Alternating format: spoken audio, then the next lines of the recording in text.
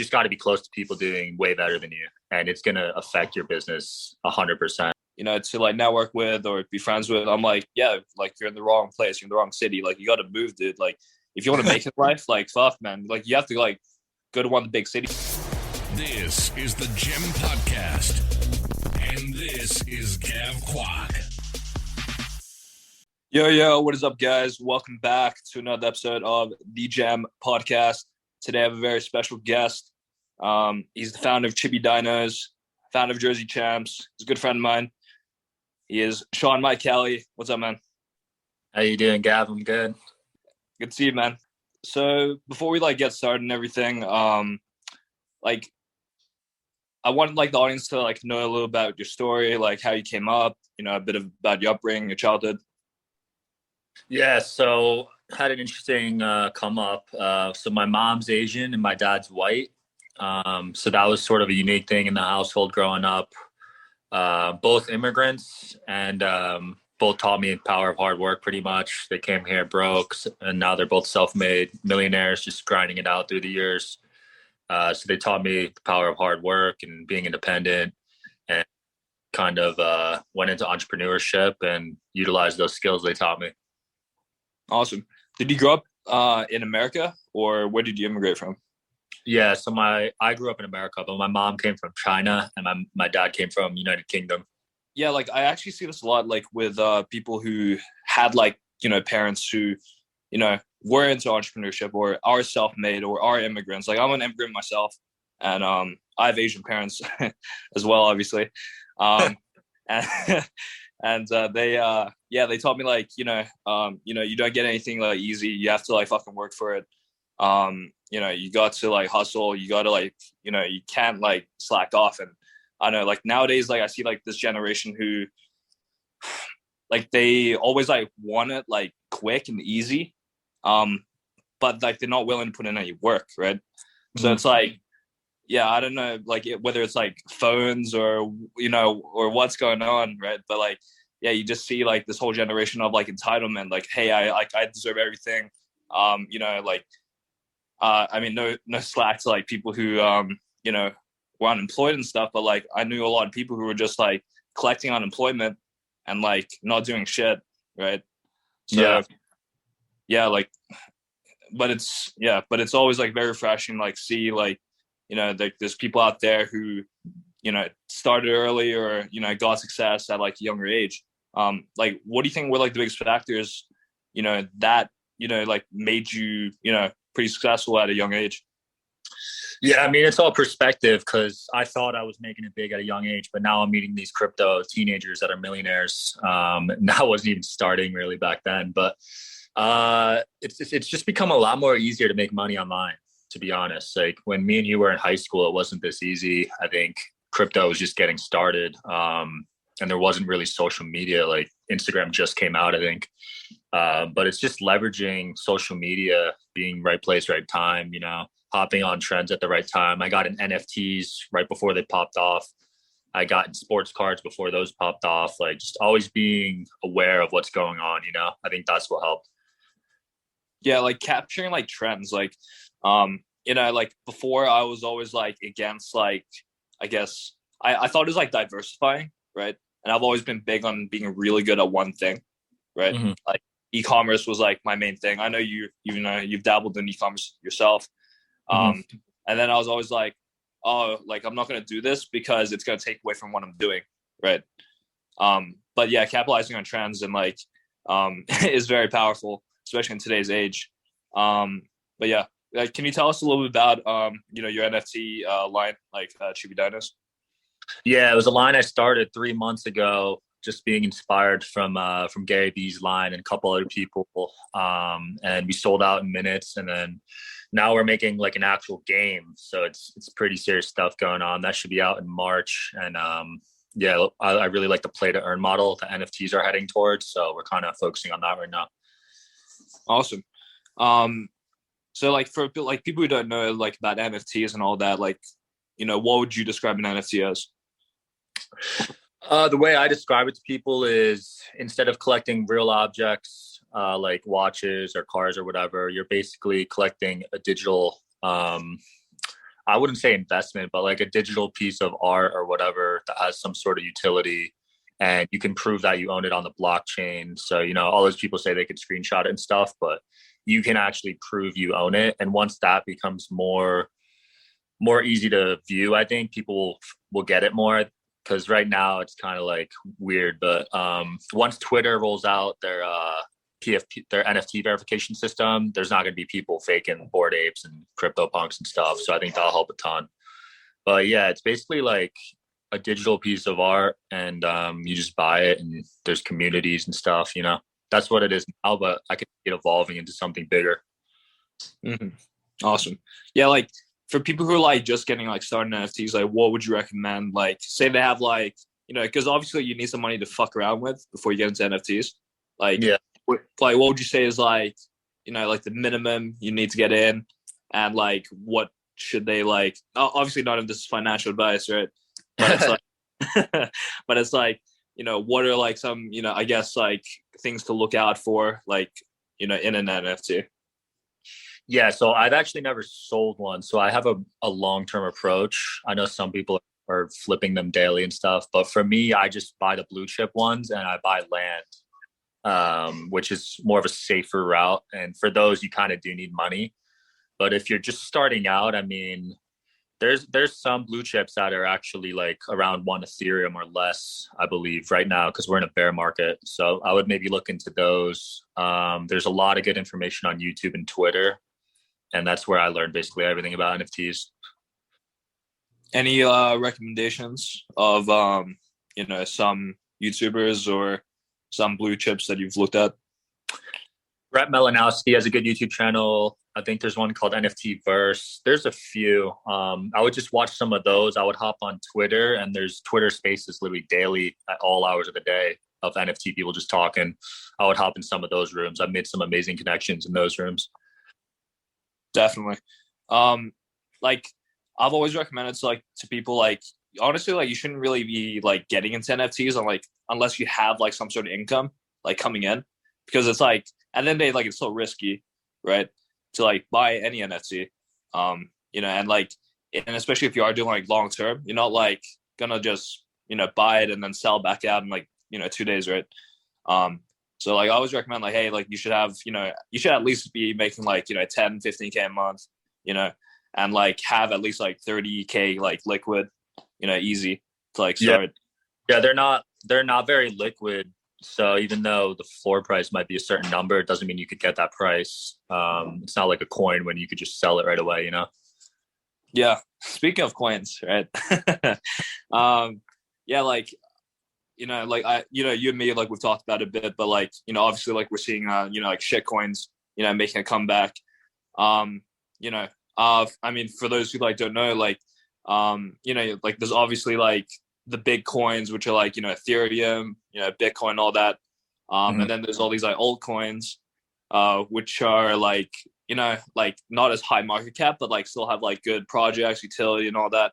And then there's like a level below that, which is like, shitcoins, which is like, it is like all these like random projects that just, come up and like, they say like it's a charity or something. What have you like seen in like the shitcoin space so far of like, where it's going, or, any tips on people who want to get into it? Cause like you see it all the time on like social media, like TikTok or Instagram, right? Yeah, I've lost so much money on shitcoins, but I've also got so many buddies that have actually made millions on it. It's all about just getting in early and not being greedy, in my opinion. Because I bought a few and I got caught holding the bag on like MILF and a few others, lost a ton of money. But I mean, if you're on top of it and you have time to watch these charts all day, like there's definitely ways to make money off them. Like the good morning and good nights one. Did you see those? Oh yeah, like GN, yeah. Those popped off. GM hit 500 mil market cap. I was like, what the heck? I didn't even hear this one. And then GN came after. And now there's one called WGMI. And it's all just targeting the NFT space, which people just have insane money, I guess. Those hit high market caps. But if you're quick with it, not too greedy, I think, there's ways to make money off it for sure. Yeah, like I think people all the time like see like these these like videos, like these short clips of, oh yeah, I turned like $500 into like a mill or something like that, right? And like people who get into like shitcoins think, oh yeah, so all I need is like $500 and I'll make $1 million. I mean, that's not to say it can't happen, but like most of the people who get into like shitcoins like just get fucked, right? So like doing like what Sean said, like getting to a project early, like finding him early, like either like Twitter, or whatever, like being in groups and just like just capitalizing on the opportunity early and like not like, oh, I have to make 1,000x on this, right? Like some, yeah. Smarter too. So those days I don't think are happening much anymore. But I think if you're up like 2 to 5x, you should consider pulling out. Definitely. Yeah, so we can actually shift the topic a little bit. I'm actually a little curious. I don't think we've talked about it much, but like your company, Jersey Champs, like how's that been going lately? Yeah, it's pretty much all automated now. During COVID, we fulfilled everything from the US and it cost way more, but we ended up just deciding, let's just keep doing that because the shipping's 2-3 days now instead of 2 weeks. So COVID definitely impacted our sales a lot at first, but I think we're rebounding pretty nicely now. Nice. Yeah, like how did that like idea come about? Like how'd you get started with that? Yeah, just in college. So I went to Rutgers, just saw so many people wearing jerseys at the tailgates and parties. Loved basketball, loved sports growing up, and I loved hip hop music. So I combined all those elements into one company. Nice. Like you've worked with like celebrities and shit, right? Yeah, we've done jerseys for just about every top rapper or NBA player. It's pretty crazy. Nice, man. Yeah. Oh wait, so you said you went to university like Rutgers, right? Jersey. Yeah. Did you graduate or? No, so I dormed on campus freshman year. That was a fun experience. Got all the drinking and partying out of my system, and then just grinded from there. But I had a 1.7 GPA, so I ended up just dropping out because I couldn't even transfer into the business school with that low of a GPA. Sure. Yeah. No. Yeah. I went to college as well. I think I might have told you. Yeah. I went to Florida State. Oh God. Yeah. So I think people have heard stories, right? Yeah, like crazy party school. Yeah, I lived on dorms like freshman year as well, and like I didn't get much done. I remember. But yeah, like I actually ended up like continuing with university. I mean, it's funny, like, you got into entrepreneurship, like, I guess pretty early. Like, what age did you get into? Yeah, it was, I mean, I was always doing it, but Jersey Champs, I started end of freshman year. So about 18, 19. Nice. Yeah. Like, I mean, to be honest with you, like, I didn't even like know about like entrepreneurship and shit and like all this other shit until I was like, I think I was actually like 19. Like I never did anything like business related before that. Like I was like, just tennis, right? Yeah, I was just like, focusing on tennis. Yeah, like, like I was like, I thought I was gonna go pro, so I didn't even like, think about all that other shit. And I was just, practicing, my sport like every day. But yeah, that ended up, not happening, due to reasons. I think you're making way more than you would have as a tennis player, right? Dude, have you heard about like tennis pay? Like, like 10 people make a lot, right? Yeah, only like the top 10 like actually make any money, So it's like, like if you think about it, like you say you're like the 100th like best basketball player in the world, right? Yeah. Like you're probably making what, like 10 mil a year, right? Easy. At least, yeah. Yeah, at least, right? So it's like, but like in tennis, it's like if you're like 100 in the world at tennis, like you're like broke as fuck. Like you're not even making as much as like a teacher, or no offense to teachers, right? But like, but yeah, you're just like broke as fuck. You're just like, struggling to get by, So it's like, yeah, it's a very like unforgiving like sport, So. Yeah, I didn't know that. That's actually crazy. Similar with track, I think too. Those guys don't make anything. Yeah, I think track might even be worse. It's like only top 3. Or something like that. But yeah, anyways, man. Yeah, so I mean, we've talked about like shitcoins, we've talked about NFTs, talked about ecom. Like, what do you think are like? I always ask this question, like, what do you think are like, some traits like you need to like have, to be, I guess like to make it, like to be like successful? Yeah, I mean, I'll just speak on what traits I think I really honed in on, and that was willingness to learn. I was always learning from others, from courses, from videos. I still watch YouTube almost every day, or like a podcast or an audiobook, and that helped a ton. And then secondly, proximity. You just got to be close to people doing way better than you, and it's going to affect your business 100%. When I was in Jersey, it's not really, sorry, my dog. When I It's not really a date for entrepreneurs. It's more like a family vibe, you know, chilling, middle class. They don't really have the hunger to be in that entrepreneur space. So when I moved to LA and Vegas, you know, my business, it went up dramatically because just being close to people, there's always networking events in Vegas, and there's a lot of powerful people that are always coming here. So I think if you focus on those two, it'll help a lot. Definitely.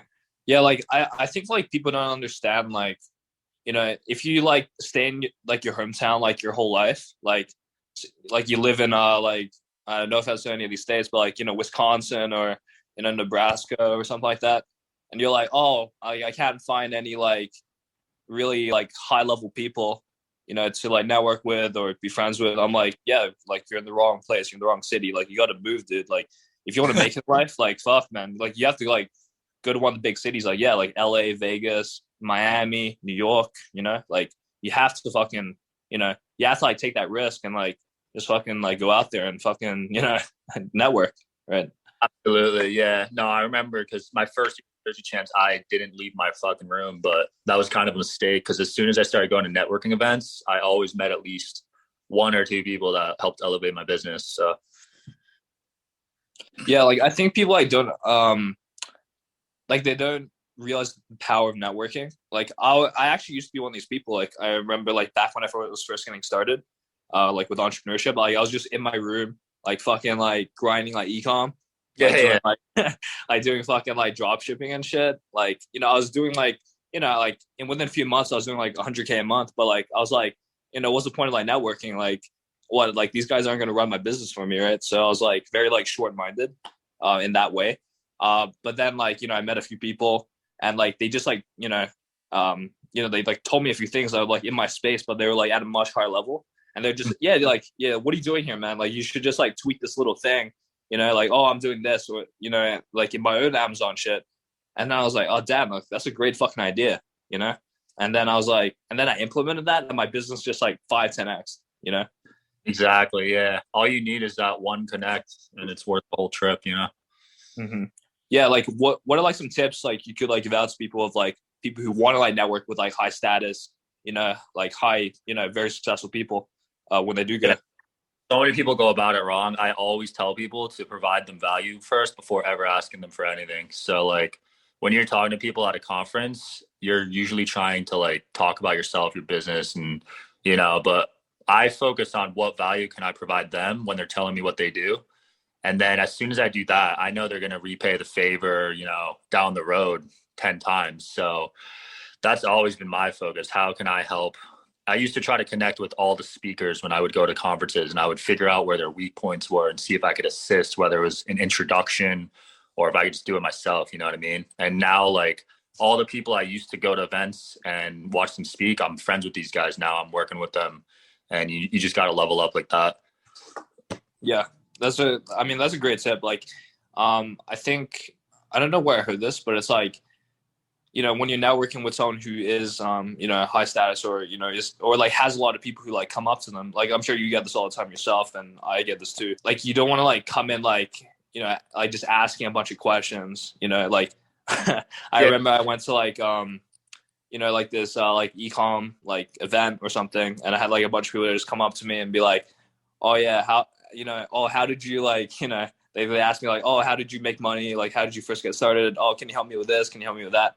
And it's like the first question they ask, and I'm like, oh, I'm like, okay, interesting. You know, like, you know, that's definitely not the way. It's like being like a value like leech instead of like the opposite, which is what you said, like, you know, giving value, you know, finding like, you know, things that like finding businesses like they might like not ever get asked about, right? Like some people like you know, I mean, a lot of entrepreneurs like they might just be known for like one thing, right?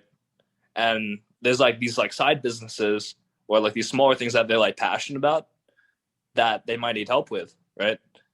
Yeah, absolutely. There's so many things. Like if they're looking for a watch, maybe connect them with a dealer. If they need an email guy, connect them with an email guy. I mean, there's so many different ways you can go about it, like organically, and the more you help them out, the better, because these guys will repay you down the road. It's happened to me like so many times. Like for someone who's like, like say they're just getting started into entrepreneurship, say they're like, like a lot of the audience here is like either in college or they're like very young entrepreneurs. Like what's some like advice you'd give them, like, some like maybe some stuff you knew like when you first get started, stuff like that? Yeah, so if you're in college, I'd recommend to really take advantage of the networking in college. That's going to be more impactful than the actual classes you're attending for the most part, unless you're like a doctor or something. But the good thing about college is you can leverage that you're an alumni or that you went there with other people that graduate from there that are successful. So the founder of Complex went to Rutgers. That's just one example of, someone I could reach out to down the road and be like, I went to Rutgers, and he's more inclined to help you out. And that's the good thing about fraternities too, I think, because that leads to a lot of job opportunities and solid networking as well. My mom's boyfriend still talks to his fraternity brothers from like 40 years ago, and they're all successful now. So yeah, just focus on that. I mean, just try to be networking in college, Sure. Yeah. Like with like college, like I went for like 4 years, right? And it's like the actual information that you get in class is like, I mean, I'm just going to say it's like pretty useless. Right. But yeah, like the networking, like, we're just like learning how to like talk to people, right? Like knowing how to network, like that was like my main concern. Like I used to be like, kind of like socially awkward, like back when I was like, in like high school and shit, especially when I came here to America. But it's like, yeah, like I just really focused on, okay, like how do I like just, network, or I like to call it networking, but I was just like organizing parties and like, shit like that. And like, oh, like let's get like a few kegs here, like that's, like let's get some like parties going on like Saturday, Friday, whatever. And yeah, like that is like, that I think is like the biggest skill. Cause like nowadays we live in like we live in a society where like you can actually like go a long time without talking to anybody, right? Like fucking like glued to our screens. Like you see this all the time. Like, even when you go out or something, like even when people do hang out, it's like, oh, we're just on our phones the whole time. And it's like, where's like the human aspect, of like communicating like in person, right? Right. No, yeah. You pretty much learn how to socialize in college because you're just talking to so many different people. So it definitely helped me because I was pretty introverted too in high school, middle school. So yeah, it definitely helped me get out there more. Definitely. What's like a piece of wisdom I think you could like give people, like say it was like 60, 90 seconds, like what are like some things like you could like give someone, like it was like your final like moments, it's like, hey, like this is like probably what you should do in life or in general? Yeah, I mean, I truly believe everything happens for a reason. So the path I've been on, I've learned from everything, and I did e-commerce Jersey Champs for 5 years, worked my ass off to make 20% margins. And yeah, less sometimes, but yeah, just worked my ass off. And then once I got into crypto and info products, service-based products, I don't think I would ever personally go back to physical personally, because the margins are so much better, and I'm way less stressed out working smarter, not harder. You know what I mean? So I think I watched a lot of Alex Hormozy this year. He does like 85 mil a year with his companies. And I've just been learning so much from him about just over delivering value to your clients, making them feel special, making them feel good. Cause I do high ticket offers now. And that's probably what I'm going to be doing for a while. Awesome. We're getting ended here. Are there any plugs or shout outs or anything that you want people to check out? No, I mean, just check me and Gab out on social media, and we have networking events in Vegas all the time. If anyone here wants to come out. Yeah, if you're a big hitter, come out to one of our events, like whether you're in like crypto, e-commerce, NFTs. Yeah, make sure to connect with us on Instagram. Mine's gav.kwok, gav.kwok, and Sean's is Sean Mike Kelly, I believe, right? Yeah, Sean Mike Kelly. Okay. Yeah, just add us on Instagram. Shoot us a DM. But yeah, thank you for your time, Sean, and see you guys on the next episode. Thanks for having me. See you guys. Yeah, peace. This is the Gem Podcast, and this is Kwok.